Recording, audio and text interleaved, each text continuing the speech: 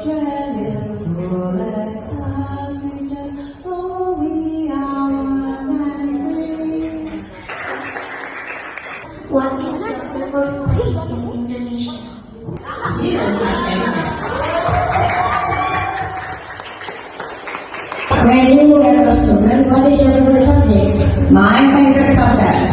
Oh gosh, that's a long time ago. I'm very old.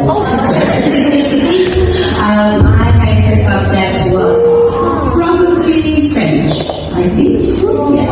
What is your favorite traditional food? Do you like mango? Mangoes?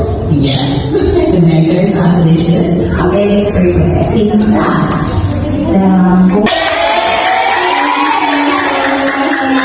What is your favorite color?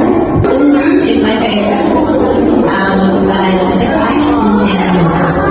What is your favorite fruit? My favorite fruit in Australia is apricot. And you?